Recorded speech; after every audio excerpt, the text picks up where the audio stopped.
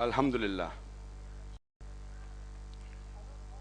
والصلاة والسلام علی رسول اللہ وعلی آلہ وصحبہ اجمعین، اما بعد، اعوذ باللہ من الشیطان الرجیم، بسم اللہ الرحمن الرحیم۔ السلام علیکم ورحمۃ اللہ وبرکاتہ۔ عام سوال جو غیر مسلمان اسلام کے متعلق کرتے ہیں وہ ہے کہ اسلام خواتین کو ذلیل کیوں کرتا ہے حجاب میں رکھنے کے بعد؟ حجاب کے وجہ سے، حجاب فرض کہنے کے وجہ سے اسلام خواتین کو ذلیل کیوں کرتا ہے؟ اور اس کا جواب جاننے کے لیے ہمیں ہسٹری تحریک پڑھنی پڑے گی کہ بیبلونین سویلائزیشن کے دور میں جب ایک مرد خواتین کا قتل کرتا تھا، اس کو سزا ملنے کے بدلے اس کے بیوی کا قتل کیا جاتا تھا۔ یہ اس ٹائم کا قانون تھا۔ At the time of Greek civilisation کے دور ان کا فلسفہ تھا، ایک عورت تھی جس کا نام تھا پینڈورا، جو ذمہ دار تھی سارے معاشرے کے برائی کے لیے، یعنی سارے معاشرے کی برائی کی جڑ تھی عورت گریک سویلائزیشن میں۔ اس کے بعد گریک سویلائزیشن میں عورت کو صرف استعمال کیا گیا تھا ہم بستری کے لیے اور پھینکا جاتا تھا۔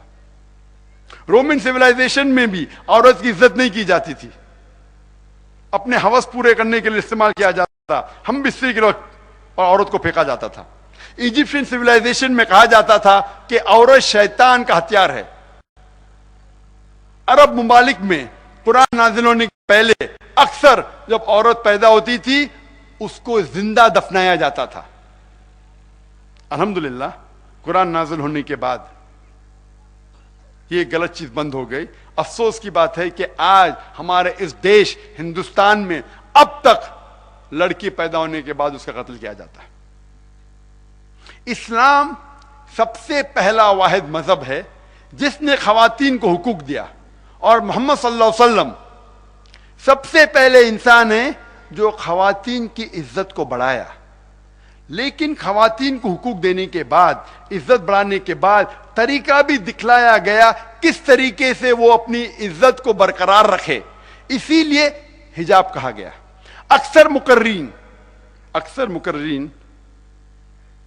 کہتے ہیں اسلام میں خواتین کا حجاب، لیکن اللہ سبحانہ و تعالی قرآن مجید میں پہلے ذکر کرتے ہیں مرد کے حجاب کے بارے میں، اس کے بعد عورت کے حجاب کے بارے میں۔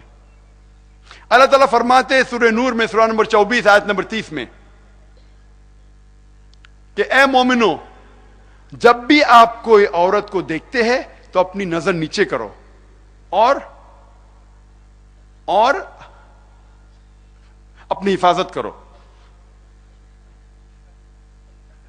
یعنی جب بھی کوئی مسلمان آدمی کوئی لڑکی یا خواتین کو دیکھتا ہے، اللہ تعالیٰ فرماتے کہ اسے نظر نیچے کرنا چاہیے۔ ایک وقت ایک مسلم لڑکا ایک لڑکی کو گھور رہا تھا، تو میں نے اسے کہا بھائی صاحب لڑکیوں کو گھورنا منع ہے، تو اس نے کہا ہمارے آخری پیغمبر محمد صلی اللہ علیہ وسلم نے فرمایا ہے کہ پہلی نظر معاف ہے، دوسری حرام ہے۔ میں نے ابھی تک آدھی نظر بھی پوری نہیں کیا۔ محمد صلی اللہ علیہ وسلم کیا فرمانا چاہتے جب انہوں نے کہا کہ پہلی نظر معاف ہے دوسری حرام ہے؟ وہ یہ کہنا چاہتے تھے کہ اگر غلطی سے آپ کوئی لڑکی کو دیکھتے ہیں تو پھر سے وہ لڑکی کو مت گھورو۔ اس کا مطلب یہ نہیں کہ میں 10 منٹ تک بنا پلکے جھپکائے، وداؤٹ بلنکنگ میں 10 منٹ تک لڑکی کو گھوروں گا اور کہوں گا کہ میں نظر پوری نہیں ہوئی۔ اس کے فوراً بعد اگلی آیت میں سورہ نور سورہ نمبر 24 آیت نمبر 31 میں اللہ تعالیٰ فرماتے کہ کہہ دو مومن عورتوں سے، کہہ دو مومنات سے کہ وہ اپنی نظر کو نیچے کرے اور اپنے سر کا پلو اپنے چھاتی پہ ڈھاکے اور اپنی زینت کا اظہار نہ کرے، صرف وہ جو عام طور پہ ظاہر ہوتے ہیں، سوائے اپنے شوہر کے، اپنے والد کے، اپنے بیٹے کے اور ایک فرشتے محرم کی، جس کے سامنے وہ حجاب کو ریلیکس کر سکتے ہیں, ذرا کم کر سکتے ہیں. اسلام میں حجاب کے 6 نقطے ہیں. سب سے پہلا, مرد کے لیے ایکسٹینٹ ہے ناف سے لے کے گھٹنے تک. خواتین کے لیے سارا جسم ڈھکا ہونا چاہیے, صرف چہرہ اور ہاتھ ہتھیلی تک دکھ سکتا ہے. کئی علماء کہتے ہیں کہ چہرہ بھی ڈھکا ہونا چاہیے. دوسرا نقطہ, یہ پہلا نقطہ مرد اور عورت میں علیحدہ ہے, باقی 5 نقطے ہو بہو وہی ہے. دوسرا نقطہ, دوسرا پوائنٹ, کہ کپڑے اتنے پتلے نہیں ہونا چاہیے, اتنے مہیم, اتنے خفیف نہیں ہونا چاہیے تاکہ آپ اس کے تھرو دیکھ سکے. نمبر 3, کپڑے اتنے چست نہیں ہونا چاہیے تاکہ بدن کا نقشہ دکھے. نمبر 4, کپڑے اتنے بھڑکیلے نہیں ہونا چاہیے تاکہ دوسری جنس متاثر ہو. نمبر 5, کپڑے دوسرے مذہب کی نشانی نہیں ہونا چاہیے. نمبر 6, کپڑے دوسرے جنس کے نہیں ہونا چاہیے. یہ 6 نقطے ہیں حجاب کے لیے. اور اس کے باوجود ان نقطوں کے علاوہ یہ کپڑے کا حجاب ہے, اس کے علاوہ حجاب کے دائرے میں یہ بھی آتا ہے کہ کس طریقے سے آپ بات کرتے ہیں, کس طریقے سے آپ چلتے ہیں, کس طریقے سے آپ سوچتے ہیں. حجاب آنکھوں کا, حجاب ذہن کا, حجاب دل کا.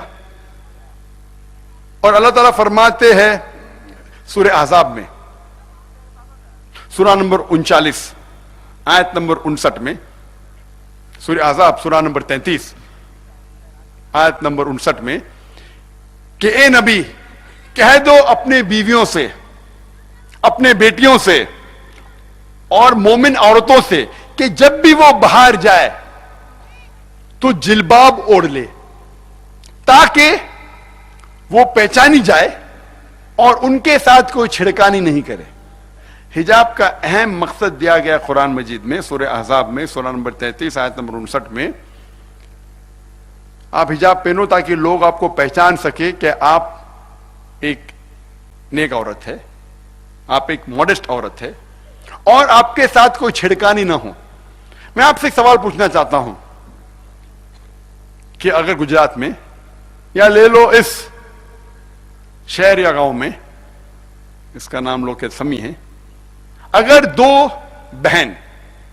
بہنیں دونوں خوبصورت, دونوں جڑوا بہنیں ہیں, ہو بہو خوبصورت, بہت خوبصورت, اگر اس شہر میں چل رہے ہیں, گلی میں چل رہے ہیں, اور ایک بہن پہن رہی ہے اسلامی لباس, حجاب, سارا بدن رکھا ہوا, صرف چہرہ اور ہاتھ ہتھیلی تک دکھا ہے, اور دوسری بہن پہن رہی ہے مغربی لباس, شارٹس, منی اسکرٹ اینڈ لو نیک, گلا ایک دم نیچے تک,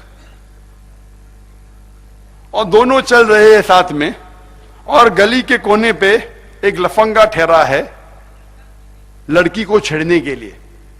میں یہ پوچھنا چاہتا ہوں, وہ کون سی لڑکی کو چھیڑے گا؟ وہ جو اسلامک حجاب پہنی ہے کہ وہ جو مغربی لباس شارٹس اور منی اسکرٹ پہنی ہے؟ کون سی لڑکی کو چھیڑے گا؟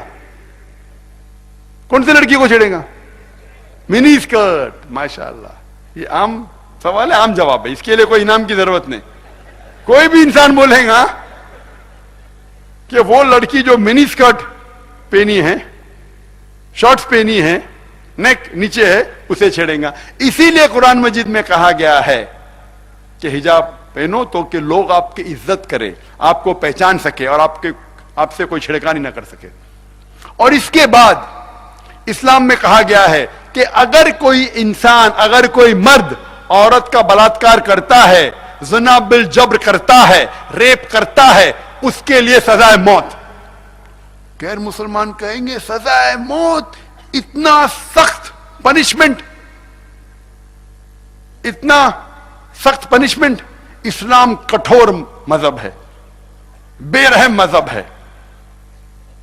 جب میں پوچھتا ہوں غیر مسلمانوں سے, اللہ نہ کرے, خدا نہ کرے, آپ کی ماں کا کوئی بلاತ್ಕಾರ کرتا ہے, زنا بالجبر کرتا ہے, اور اگر بلاत्कार کرنے والے مرد کو آپ کے سامنے لے آیا جاتا ہے اور آپ کو جج بنایا جاتا ہے, حاکم بنایا جاتا ہے, قاضی بنایا جاتا ہے, اور پوچھا جائے گا آپ اس کو کیا سزا دیں گے, تو 100% غیر مسلمانوں نے مجھے کہا میں اسے موت کے گھاٹ اتاروں گا.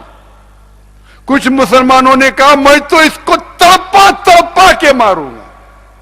تو آپ کے ماں کے ساتھ کوئی بلاत्कार کرتا ہے تو آپ کو اسے سزائے موت دینے کا ہے. دوسری ماں کے ساتھ بلاत्कार کرتا ہے, آپ کہتے ہیں سزائے موت, کٹھور سزا ہے. کیوں؟ کئی سال پہلے ایل کے اڈوانی جب ہوم منسٹر تھے, انہوں نے التجا کی تھی پارلیمنٹ میں کہ بلاत्कार کرنے والے کو, زنا بالجبر کرنے والوں کو موت کی سزا ملنی چاہیے. اس کے لیے میں ایل کے اڈوانی کے بات سے سہمت ہوں, اور ماشاءاللہ میں اس کے جو آئیڈیا ہے, اس کا جو سجیشن ہے, اس کو مانتا ہوں. باقی بات صحیح ہے کیا غلط ہے وہ ڈسکس ابھی نہیں کروں گا. جو بات صحیح ہے ہم مسلمان کو چھاتی ٹھوک کے کہنا چاہیے صحیح بات ہے, جو غلط ہے غلط ہے. یہ بات ایل کے اڈوانی کی جب وہ ہوم منسٹر تھا میں بالکل سہمت ہوں اور اس کو تسلیم کرتا ہوں. ہو سکتا ہے کہ اگلا ہوم منسٹر یہ کہے کہ مطابق سن 1990 میں ہر روز یو ایس اے میں 1756 بلاत्کار ہوتے تھے. سن 1996 میں crime bureau department of justice کے مطابق ہر روز یو ایس اے میں 2713 ریپ, بلاत्کار, زنا بالجبر ہوتے تھے. 2006 کے مطابق یو ایس اے میں ہر روز تقریباً 4000 ریپ, بلاत्کار, زنا بالجبر ہوتے ہیں. سن 1990 میں 1990 میں 1756, 1996 میں 2713, 2006 میں 4000 میں بھی امریکن لوگ اور بولڈ اور مردانگی بن رہے, بڑھتے جا رہا ہے تعداد.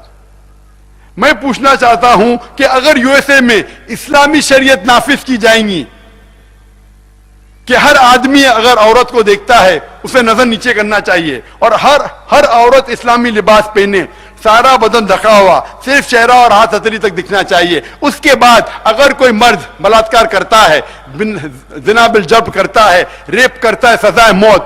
میں یہ پوچھنا چاہتا ہوں آپ سے کہ یہ ریپ کی تعداد, زنا بالجبر کی تعداد, بلاत्کار کی تعداد یو ایس اے میں بڑھیں گی وہیں کے وہیں رہیں گی یا گھٹیں گی؟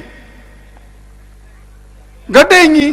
آپ شریعت نافذ کرو کدھر بھی دنیا میں, فوراً آپ کو ریزلٹ مل جائے.